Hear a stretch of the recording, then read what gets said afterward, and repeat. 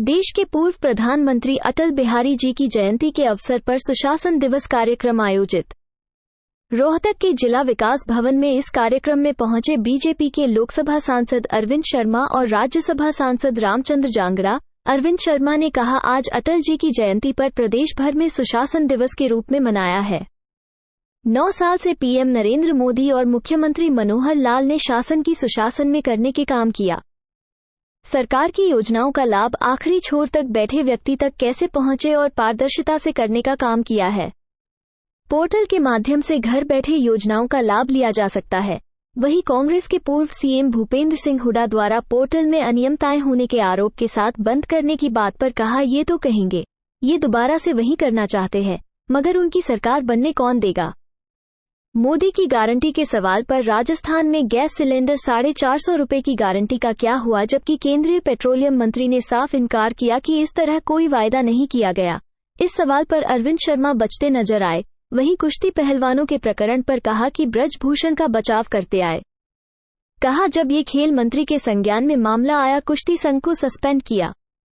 वहीं इसकी आज श्रद्धेय अटल बिहारी वाजपेयी जी का जन्मदिन है। आज ही के दिन 1924 में मध्य प्रदेश में उनका जन्म हुआ था और एक और हिंदुस्तान के महापुरुष माननीय मधुमोहन मालवीय जी का भी आज ही जन्मदिन है, जिन्होंने बनारस हिंदू विश्वविद्यालय की स्थापना की थी। आज के दिन को हमारी पार्टी, हमारी सरकार एक सुशासन दिवस के रूप में मनाती है। 2014 के बाद से, जब से नरेंद्र मोदी जी आए, उनका एक नारा है कि मिनिमम गवर्नमेंट मैक्सिमम गवर्नेंस, और उसी के रास्ते के ऊपर हमारी सभी सरकारें ऑनलाइन और पारदर्शी प्रक्रियाओं के तहत सुशासन के रूप में अपने अपने प्रदेशों में अपने शासन तंत्र को चला रही हैं। तो उसकी जानकारी माननीय मुख्यमंत्री जी ने विस्तार से हरियाणा में जो जो योजनाएं सुशासन के लिए चलाएगी वो वर्चुअल तौर के ऊपर चंडीगढ़ से, पंचकुला से उन्होंने हम सबको दी हैं। उनको दोहराने की आवश्यकता नहीं समझता, लेकिन हमारा यही है कि हमारे सभी अधिकारी, सभी कर्मचारी और इवन देन हमारे नागरिक भी सुशासन की तरफ अपना झुकाव रखें और पारदर्शिता से हर अधिकारी अपना काम करे। सरकार की नीति यही है, चाहे मुख्यमंत्री जी हैं, चाहे प्रधानमंत्री जी हैं, कि देश में आम आदमी तक सुविधाएं पहुंचनी चाहिए और वो सुगमता से पहुंचनी चाहिए।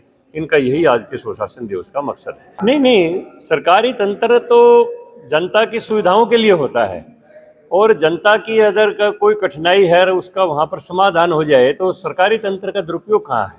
वो तो सरकार को नागरिक के द्वार जाने की एक योजना है और हमेशा से पहले भी चलती रही है। चौधरी देवीलाल ने पहली बार इसकी शुरुआत की थी, सरकार आपके द्वार, और दरबार लगा लगा के लोगों की समस्याओं को हल किया जाता था। तो उसी तरफ ये बढ़ता हुआ कदम है कि सरकार लोगों के पास जाके उनकी समस्या का समाधान पूछे, ना कि लोगों को दफ्तरों के चक्कर लगाने पड़े। ये विपक्ष का आरोप एक मिथ्या और निराधार है। बात ये है, निरंतर प्रक्रिया है। अब ये ठीक है कि अब 10वां साल है, लेकिन ये तो शुरू से ही प्रक्रिया चल रही है। ऑनलाइन की प्रक्रिया आज से शुरू नहीं हुई। शुरू में सबसे पहले टीचर सबसे बड़ा वर्ग है सरकारी कर्मचारियों में, उनकी ऑनलाइन प्रक्रिया हुई थी। आज देखो अध्यापक वर्ग सब खुश हैं कि हल 3 साल के बाद अपने आप ही उनका ऑनलाइन ट्रांसफर, जो वो ऑप्शन देते हैं, 3 ऑप्शन मांगे जाते हैं, उसके अनुसार ट्रांसफर हो जाता है। सेक्रेटरीट में कोई भीड़ ही नहीं है, वरना तो ट्रांसफर भी एक उद्योग के रूप में चल रहा था कि अच्छे पैसे दो और जो लुक्रेटिव जगह है वहाँ पर या नज़दीक जगह है वहाँ पर करवा लो। कितने कितने टीचर जैसे थे जो वर्षों से ऑन डेपुटेशन भी बैठे थे, उनकी तनख्वाह किसी स्कूल से निकलती थी और वो ड्यूटी किसी स्कूल में देते थे, ऑन डेपुटेशन बैठे रहते थे। एक स्कूल में 1000 बच्चे, वहाँ तो 10 टीचर, और जहाँ पर 10 बच्चे वहाँ पर 20 टीचर। ये हालात थे हमारे प्रदेश के अंदर। तो ये सारी चीज़ें जनता की सहूलियत के लिए उसी दिन से की जा रही है। आज 10वां वर्ष है, वो एक बात है। ये लोकतंत्र है, सबका हक है, सब अपनी अपनी तैयारी करें, इसमें कौन किसको रोक सकता है। पहलवानों का आंतरिक मामला है, सरकार का इसमें कोई हस्तक्षेप नहीं है। खेल मंत्रालय तो खिलाड़ियों के प्रोत्साहन के लिए लगातार काम कर रहा है, उसके अंदर कोई सरकार की कमी नहीं है, चाहे वो केंद्र सरकार है चाहे राज्य सरकार है। ये जहाँ तक कुश्ती संघ का, फेडरेशन का मामला है, वो इनका आंतरिक मामला है, लेकिन खेलों के प्रोत्साहन के लिए सरकार की नीतियों में कोई कमी नहीं है। उन बातों को ये इफेक्ट करती है। बड़ा सम्मान होता है देश का, पद्मश्री का, वो इतना हल्का नहीं होता कि कहीं भी जाके उसको रखा हो। ये ऐसा वो नहीं है। कोई हर चीज के लिए अगर पद्मश्री को हम लौटाने की वो रखेंगे तो पद्मश्री का महत्व क्या रह जाएगा। ये नहीं करना चाहिए। अब निलंबन कर दिया। वो अपना खेल मंत्रालय की तरफ से फैसला लिया गया है, वो देश के सामने है। सही फैसला ये। देखिए, बात यह है, जो कुछ सोच विचार के मंत्री जी ने फैसला लिया है, वो देख रहे हैं कि क्या क्या प्रक्रिया अपनाई गई है इसमें, जो चुनाव की प्रक्रिया थी सही है या नहीं है, वो उनका आंतरिक मामला है, इसमें मेरी कोई टिप्पणी नहीं। तो है एक बूस्ट मिल रहा है। अब दिवाली के मौके पर एक महीने के अंदर 5 लाख करोड़ की रोटेशन हुई है, सेल परचेज हुई है 5 लाख करोड़ रुपए की। तो जीडीपी, हमारे वित्त मंत्री जी ने अभी पार्लियामेंट में बताया था कि आने वाले समय में 2024 में ये फिर बढ़ेगी और 7.2 से और ऊपर जाएगी। तो इस रोटेशन चलता रहता है। अच्छा, देखो सुनो, फ्री योजनाएं सरकार देती है, सरकार का कलेक्शन भी होता है, टैक्स कलेक्शन है, आपका जीएसटी का है, बहुत सारी चीजें हैं जो आती हैं। और जो जितनी जो इंटरनेशनल लेवल की जो सिस्टम है, जो स्कीमें हैं जो चलती रहती है, आपके जो आज आप देखें रोडों में देश कहाँ स्थित है, आपके एयरपोर्ट्स पे आप देखें, हॉस्पिटल्स में देखें, शिक्षा में देखें, बहुत चीजें ऐसी जो आम लोगों के लिए आगे बढ़ाती हैं, उनके लिए जरूरी रहता है। अब मैंने आपको पहले भी बताया था, अगर सिलेंडर 4.5 का था और वो 450 का था, तो उसमें डीजल और पेट्रोल भी देखो वहाँ राजस्थान में क्या था उस समय। अब सारा सरकार धीरे धीरे करके सारे कि जो मोदी जी कहते हैं वो करते हैं। लेकिन वो 450 900 हो गया ना। किसका? नहीं, वो उसका सब्सिडी वगैरह मिला करके सारा वो बिल्कुल वो ठीक निकलेगा जो मोदी जी ने कहा है।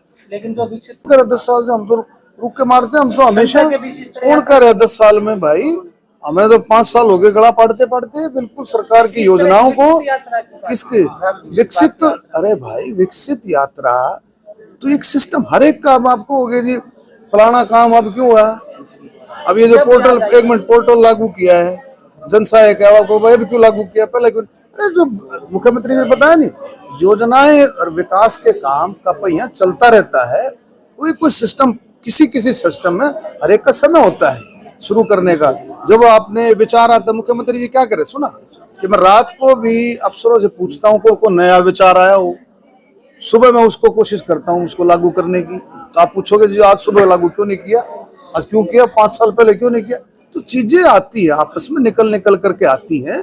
तो ये विकसित भारत यात्रा, ये आप लोगों को इसका प्रचार करना चाहिए। एक इतना अच्छा कदम है आम आदमी के लिए, गरीब से गरीब आदमी के लिए और अमीर से अमीर आदमी के लिए भी, बीच वाले हर व्यक्ति के लिए, हर देशवासी, हर नागरिक के लिए एक बहुत अच्छा कदम है।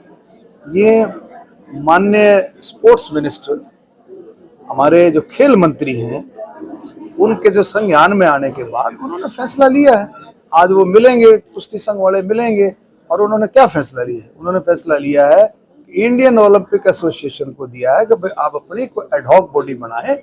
अभी वो बॉडी निलंबित की है, निलंबित का मतलब होता है सस्पेंड की है, वो बॉडी बनाए, वो इंडियन ओलंपिक एसोसिएशन बनाएगी एडहॉक बॉडी, वो काम करेगी।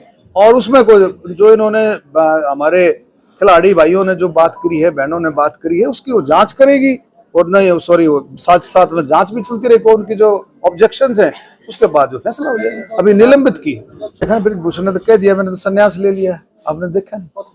अब तो बादर सवेर क्या होती है, उसने कहा मैंने तो संन्यास ले लिया, मेरा उससे कोई लेना देना नहीं। अब वो अगला कह रहा है मेरा कोई लेना देना नहीं, मैंने संन्यास ले लिया। आप क्वेश्चन पूछे जा रहे हो। चलो।